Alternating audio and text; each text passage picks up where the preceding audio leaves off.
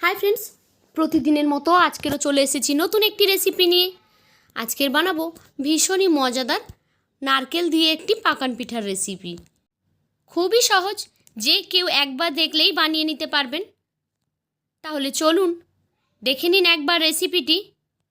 এর জন্য প্রথমে আমি 1 কাপ দুধ নিয়েছি একটি কড়াইতে করে। এখন এর মধ্যে দিয়ে দিচ্ছি 1 কাপ নারকেল কোড়া। আপনারা চাইলে গুঁড়ো নারকেলও ইউজ করতে পারেন। দিয়ে দিলাম 1/3 কাপ চিনি, দিয়ে দিয়েছি এখানে স্বাদ অনুযায়ী লবণ, দিয়ে দিচ্ছি 1/3 কাপ চালের গুঁড়ো। এখন খুব ভালোভাবে এটাকে ফুটিয়ে নিতে হবে। দিয়ে দিলাম এর সঙ্গে 1/3 কাপ ময়দা। ময়দার পরিবর্তে আটাও দিতে পারেন আপনারা। এই সমস্ত উপকরণকে একসঙ্গে খুব ভালোভাবে মিক্স করে নিচ্ছি। যতক্ষণ না খুব ভালোভাবে কড়াই থেকে ছেড়ে আসছে ততক্ষণ পর্যন্ত এটা নাড়াচাড়া করে নামিয়ে নেব।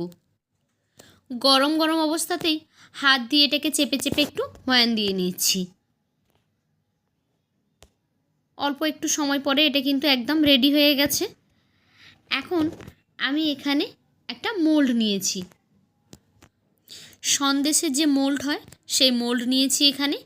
তারপরে এভাবে তার মধ্যে অল্প একটু ডো দিয়ে চেপে দিলেই কিন্তু রেডি হয়ে যাচ্ছে এই পিঠাটি। দেখুন একই রকমভাবে আমি সবগুলো এখানে তৈরি করে নিয়েছি। এখন এগুলোকে ফ্রাই করে নেব। আমি একটি ফ্রাই প্যানে তেল দিয়ে দিচ্ছি। তেলটি গরম হতেই এখানে পিঠাগুলোকে দিয়ে দিচ্ছি। হালকা আঁচে রেখে সুন্দর গোল্ডেন ব্রাউন কালার করে এগুলোকে ভেজে তুলে নেব। মাঝে মাঝে উল্টে পাল্টে দেব। হালকা আঁচে এগুলোকে ফ্রাই করে নিতে হবে। দেখুন খুব সুন্দর কিন্তু একটা কালার এসে গেছে। এই অবস্থাতে এগুলোকে তুলে নিচ্ছি। এগুলো তুলে নেওয়ার পর এগুলো একটা শিরাতে ডোবাবো। তার জন্য এখানে আমি 1/2 কাপ জল আর 1/2 কাপ চিনি দিয়েছি। জাস্ট চিনিটা একটু মেল্ট হয়ে যাওয়া পর্যন্ত অপেক্ষা করব। কোনো রকম এক তার দু তারের শিরার প্রয়োজন নেই। চিনিটা মেল্ট হয়ে গেলেই এখানে পিঠাগুলো দিয়ে দিচ্ছি। 1.5-2 মিনিট মতো এই শিরার মধ্যে রেখে এগুলোকে তুলে নেব। তুলে নিলেই রেডি হয়ে গেল আমাদের সুন্দর পাকন পিঠা। এটা খেতে ভীষণই মজাদার, আপনারা একবার অবশ্যই বাড়িতে ট্রাই করে দেখবেন। তো কেমন লাগলো আজকের আপনাদের কাছে এই রেসিপি? যদি ভালো লেগে থাকে তাহলে লাইক, কমেন্ট অ্যান্ড শেয়ার করবেন।